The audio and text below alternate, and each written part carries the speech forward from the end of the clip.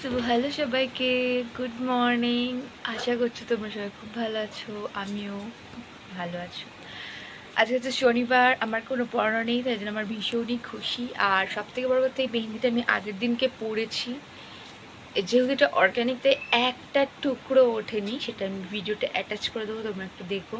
পুরো যেরম পড়েছি সেরমই রয়েছে। কি সুন্দর লাগছে দেখতে। আর পুরোপুরি 9 ঘন্টা রাখা হলো, মানে আগের দিনকে কালকে রাত্রেবেলা 9টা 40-এ পড়া হয়েছে, আর এখন বাজে 8টা 10 মতো। তাহলে তো তাই হচ্ছে। যাই হোক, আমি যদি ভুল করে থাকি তো একটু বলো। সো খুব সুন্দর লাগছে দেখতে। আর আজ সারাদিনে কী করছি সেগুলো তোমার সাথে অবশ্যই দেখাবো। So stay tune. সো এই হচ্ছে কি আমার মেহেন্দি। আর তোমরা একটুখানি দেখলে ভালো মতো বুঝতে পারবে। এটা আমি আগের দিন রাত্রিবেলা যেমন পড়েছিলাম ঠিক তেমনটাই রয়েছে, একটা ফোঁটা ওঠেনি। আর এটা যদি অন্য কোনো মেহেন্দি হতো তাহলে উঠে যেত। আর অর্গ্যানিক যতক্ষণ না ঘষে তুলবো ততক্ষণ উঠবে না। আর আমি তো ভাবছিলাম যে রাত্রিবেলা শুতে শুতেই বোধহয় সব উঠে যাবে, ঝরে যাবে, কিন্তু না, একদমই সেরকমও রয়েছে। আর আমার যাতে সকালবেলা একটু তাড়াহুড়ো না থাকতো, তো সেই কারণে আমি আরও রেখে দিতাম, মানে আরও কালার আসতো, জাস্ট মানে ভাবা যায়। তো তারপরে কিন্তু আমরা একটুখানি খেয়ে নিয়েছিলাম ভাত, সাথে চিংড়ি আর আলু পটল চিংড়ির তরকারি, মানে পটল চিংড়ির তরকারি, যাই হোক। তারপরে কিন্তু আমি এখানে রেডি হয়েছিলাম, কারণ হচ্ছে কি উল্টো রথ ছিল। আর আমার মামার বাড়ি যাওয়ার কথা ছিল ঠিকই, কিন্তু আনফর্চুনেটলি কোনো কারণে যাওয়া হয়নি। আর আমার যে বান্ধবী রিসেন্টলি যাকে আমি মেহেন্দি পড়িয়েছি, তো ওই বান্ধবীটাই আমাকে বললো যে ওদের একটা সংস্থা থেকে রথ বের হয়, তাই তুই কি যাবি? আমি ঠিক আছে চ তাহলে। যে ও যদি আজকে না বলতো, সত্যি কথা বলতো, তাহলে আমার আজকে বেরোনোই হতো না। আর এই হচ্ছে আমি রেডি হয়ে নিয়েছি, আর আমি সিম্পলের মধ্যে পরে নিয়েছি। আর শাড়ি টাড়ি যা এগুলো সমস্ত কিছু আমি পরেছি। আমি জানি না ঠিক করে শাড়িটা পরা হয়েছে কিনা, কারণ আমি শাড়ি পরি ঠিকই নিজে নিজে, কিন্তু মা বলে ঠিক করে হয়নি পরা, বা অনেকেই বলে। তো যাই হোক, আমি নিজে যেরকম পেরেছি সেরকমই পরেছি। আর এই ব্লাউজটা তো আমি অনেকবারই পরেছি, কিন্তু তাও আর ব্লাউজটা অনেকটাই ফেভারিট। সো তারপরে এখানে ভিডিওটা অফ করে নিয়ে দেন আমি বেরিয়ে পড়েছি, কারণ আমাদের কথা ছিল একদম ডট 3টে থেকে 3টে 15-এর মধ্যে ওদের বাড়িতে যাওয়ার কথা। আর তাড়াতাড়ি না গেলে তাহলে রথটা বেরিয়ে যাবে, কিন্তু বৃষ্টি হওয়ায় সে কারণে আমাদের লেট হয়ে গেছিলো। আর আমি যার জন্য ক্রক্সও পরে নিয়েছিলাম, আর যেহেতু রথের সাথে যাবো তো খালি পায়ে যেতে হবে, সেই কারণেই। আর এখানে আমি আমাদের ওখান থেকে একটুখানি পাশেই ছিল হচ্ছে কাঠচাপা ফুল। তো এই চাপা ফুলটাকে কাঠচাপা বলে, তো আবার অনেকে কাঠগোলাপও বলে, যাই হোক। তো এই ফুলটা নিয়ে নিয়েছিলাম আমরা 3জনের 3টে। আর আমি এখানে সেই জন্য আগেই কিন্তু কানে গুঁজে নিয়েছিলাম। তারপরে একটুখানি কেমন কেমন লাগছিলো ঠিকই, তো ভাবলাম যে তাহলে খুলে ফেলবো, দেন তারপরে মাথায় গুছবো। তারপরে সবাই মিলে একসাথে গুজেই তারপর যাচ্ছিলাম। আর এই হচ্ছে কি আমার বান্ধবী অনন্যা, আর ওর বোন হচ্ছে গিয়ে অন্বেষা বোধহয়, কি জানি, আমি না ওর নামটা ভুলে গেছি। যাই হোক, তো সবাই কিন্তু আমরা মাথায় দিয়ে নিয়ে সব একদম হাঁটতে শুরু করে দিয়েছি খালি পায়ে। আর সব থেকে বড় কথা, আমি যদি আরেকটু লেট করতাম তাহলে রথটা তাড়াতাড়ি বেরিয়ে যেত, তাহলে আর কি করা হতো। আর এই হচ্ছে কি রথের সমস্ত কিছু জিনিস, তো তোমরা একটুখানি দেখো। আর বাই দ্য ওয়ে, এই ভিডিওটা কিন্তু ভিড় ছিল বলে প্রচণ্ড পরিমাণে, এটা আমার বান্ধবী করেছে। আর তোমরা একটুখানি তাহলে দেখতে থাকো।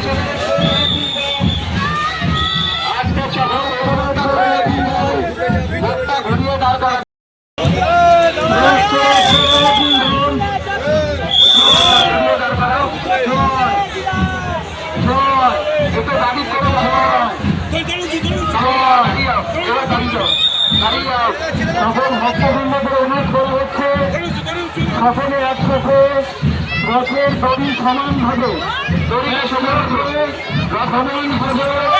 তোমার সঙ্গে নিজেদের দায়িত্ব পালন নির্দেশ করা হচ্ছে। আমি সহ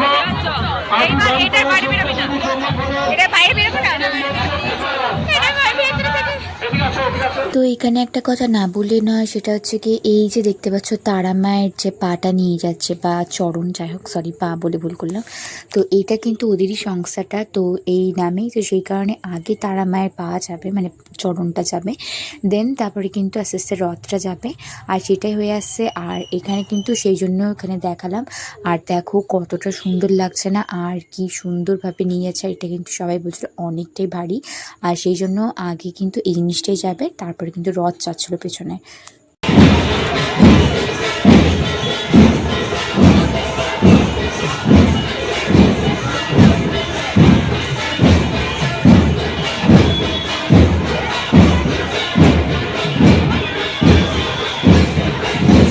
কথা না বললেই নয়, সেটা হচ্ছে কি মামার বাড়িতে রথে কিন্তু প্রচণ্ড আনন্দ করি, আর এই বছরও যেতে পারিনি ঠিকই, কিন্তু ওদের সাথে যদি না আসতাম সত্যি জানতে পারতাম না শাড়ি পরে খালি পায়ে এত দূর যে হাঁটবো সেটা তো কখনোই ভাবিনি।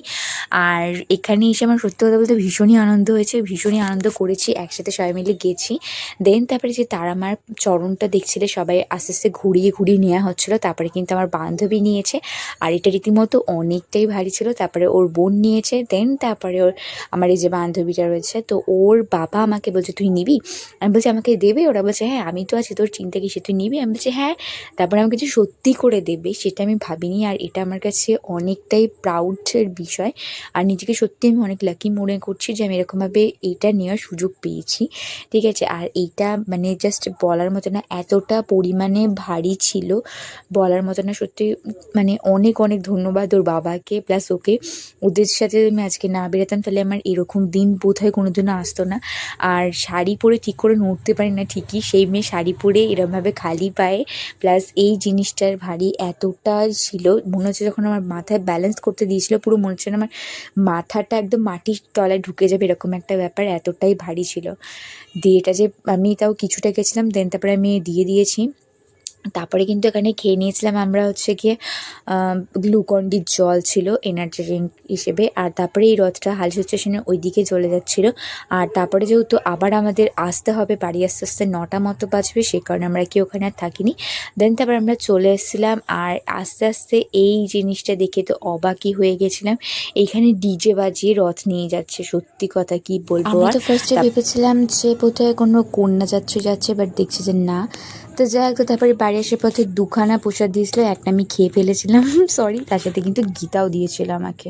আমি জাস্ট মাত্র বাড়ি ঢুকলাম, পুরো একদম নেতিয়ে পড়েছি, কিন্তু খুবই মজা করেছি। তো যাই হোক, তো এই ছিল আজকে ভিডিওটা, কেমন লাগলো তোমরা জানিও, দেখা হচ্ছে একটা নেক্সট ভিডিওতে। আর যারা যারা আমার চ্যানেলটা এখনও সাবস্ক্রাইব করেন তারা কিন্তু অবশ্যই করে দিও।